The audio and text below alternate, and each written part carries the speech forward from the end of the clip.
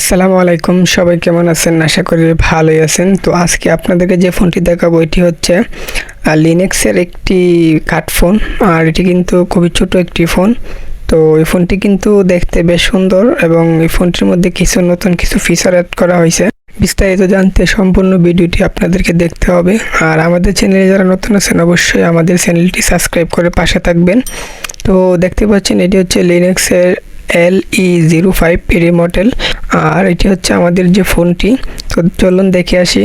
তো এখানে দেখতে পাচ্ছেন 1.77 inch dual SIM, MTK chipset, strong torch light, তারপরে digital camera, 1000 mAh battery, MP3 MP4, big speaker এবং vibration, auto call record, Bluetooth এবং এটি হচ্ছে ব্ল্যাক কালার এবং এটি এখানে দেখতে পাচ্ছেন ব্ল্যাক কালার।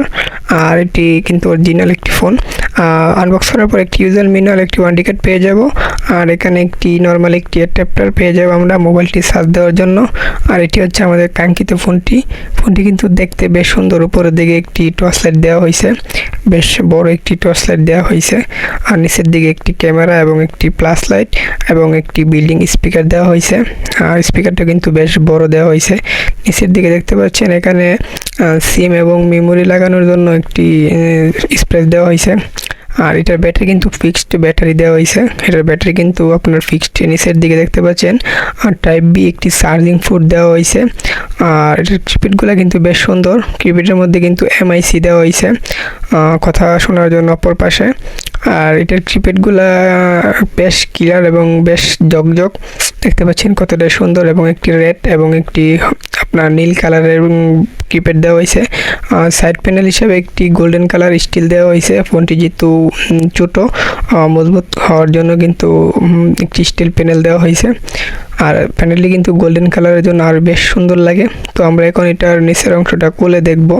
নিচের অংশের মধ্যে আপনার দুইটি সিম এবং একটি মেমোরি কার্ড লাগানোর যে জায়গাটা, স্পেসটা।